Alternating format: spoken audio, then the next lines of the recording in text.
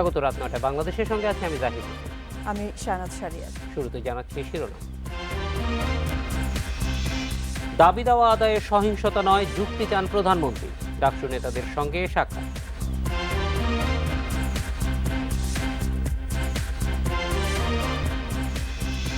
উপজেলার দ্বিতীয় ধাপের ভোটের প্রচার শেষ রাতে 2 এমপিকে এলাকা ছাড়ার নির্দেশ।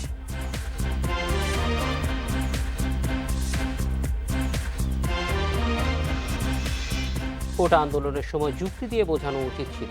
কোনো অবস্থাতেই উপাচার্যের বাড়িতে হামলা গ্রহণযোগ্য নয় বলে জানিয়েছেন প্রধানমন্ত্রী শেখ হাসিনা। বিকেলে গণভবনে ডাকসুর নতুন নেতারা দেখা করতে গেলে একথা বলেন তিনি। এ সময় শেখ হাসিনা বলেন, ডাকসু নির্বাচনের পরিবেশ যেন সুষ্ঠু থাকে, কোনো সহিংসতা যেন না হয়, সেজন্য আইন শৃঙ্খলা রক্ষা বাহিনীকে নির্দেশ দেওয়া ছিল। ভিপি পদে ছাত্রলীগ প্রার্থী না জিতলেও ফল মেনে নিতে বলা হয়েছিল বলেও জানান তিনি। বলেন, ছাত্রদের মধ্যে থেকেই আসবে ভবিষ্যৎ নেতৃত্ব, সেই জন্য স্কুল পর্যায়ে ক্যাবিনেট নির্বাচন হচ্ছে। এ সময় ঢাকা বিশ্ববিদ্যালয়ে বিদ্যমান সমস্যা সমাধানেরও আশ্বাস দেন প্রধানমন্ত্রী।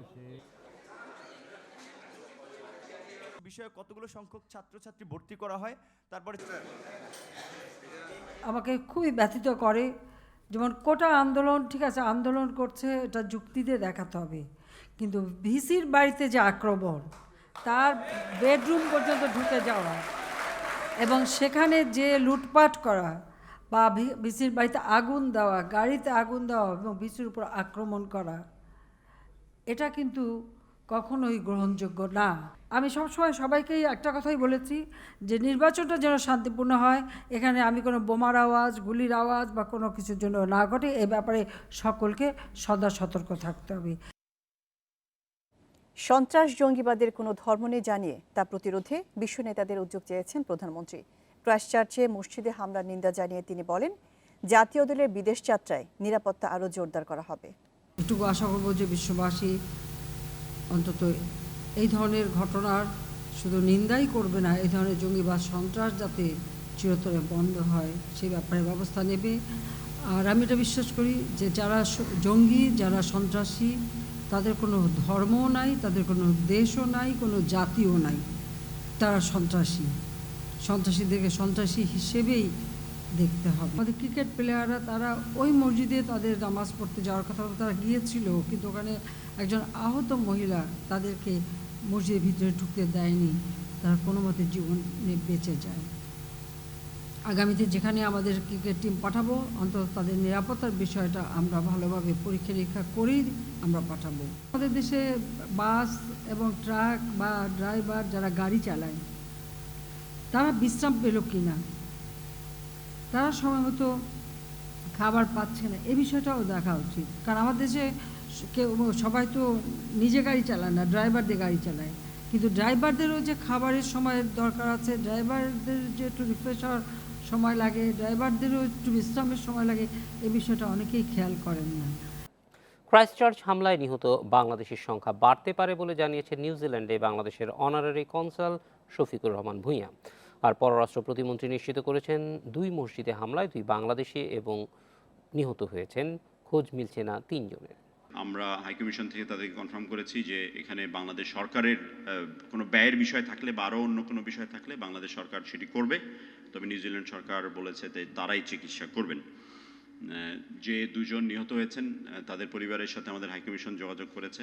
6-7 জন যে আমাদের মিসিং 7 জন, আমরা ধরে নিচ্ছি যে তাদেরও কপালে একই পরিণতি, কিন্তু আমরা এখানে প্রাইম মিনিস্টার আসছিলেন, উনি আমাদেরকে আশ্বস্ত দিলেন আজকে এন্ড অফ দ্য ডে ওনারা আমাদেরকে জানানোর জন্য চেষ্টা করবেন। মৃতের সংখ্যা আমরা আগে গতকাল যেটা বলেছিলাম অ্যাকচুয়ালি তার থেকে অনেক বেশি হবে, কিন্তু এটা এই জন্য আপনাকে অফিসিয়ালি আমাকে জানানোর জন্য আমাকে একটু সময় দিতে হবে।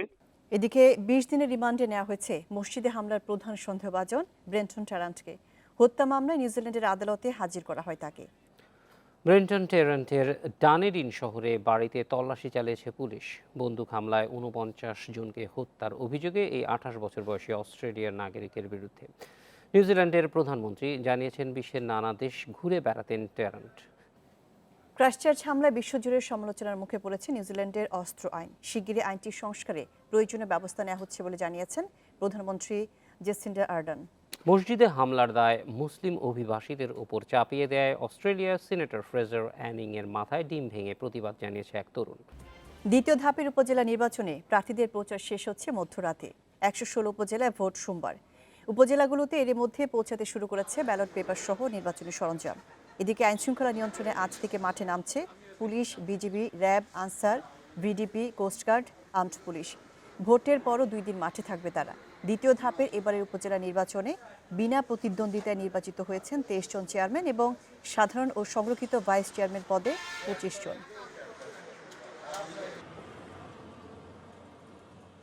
আমাদের পর্যাপ্ত পুলিশ রয়েছে, আমাদের র্যাব আছে, আমাদের 13 প্লাটুন বিজিবি মোতায়েন করা হয়েছে এবং আমাদের ম্যাজিস্ট্রেট আমাদের স্থানীয় ম্যাজিস্ট্রেট আছে এবং বাহির থেকেও আমাদের প্রায় সব মিলে 25 জন ম্যাজিস্ট্রেট নিয়োজিত থাকবে। স্বাভাবিক পরিস্থিতি ভালো। আমরা আশা করছি 18 তারিখে একটা ফেয়ার এবং অংশগ্রহণমূলক নির্বাচন হবে। নির্বাচনের আচরণবিধি লঙ্ঘন করায় জাতীয় সংসদের ডেপুটি স্পিকার মোহাম্মদ ফজলে রাব্বি মিয়া ও কক্সবাজার 3 আসনের সংসদ সদস্য সাইমুম সরওয়ারকে এলাকা ছাড়ার নির্দেশ দিয়েছে নির্বাচন কমিশন।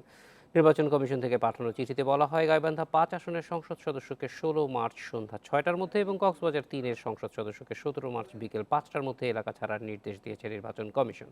আচরণবিধি লঙ্ঘন করে কক্সবাজারের রামু উপজেলা এবং গাইবান্ধার সাঘাটা ও ফুলছড়ি উপজেলায় প্রার্থীদের পক্ষে সরাসরি প্রচার চালাচ্ছেন তারা। এ কারণে তাদেরকে নির্বাচনী এলাকা ছাড়ার নির্দেশ দেওয়া হয়েছে। নির্দিষ্ট সময়ের মধ্যে এলাকা না ছাড়লে ওই এলাকায় ভোট স্থগিত করার কথা জানিয়েছে ইসি। প্রথম ধাপে নির্বাচনে 9 সংসদ সদস্যকে এলাকা ছাড়ার নির্দেশ দিয়েছিল নির্বাচন কমিশন।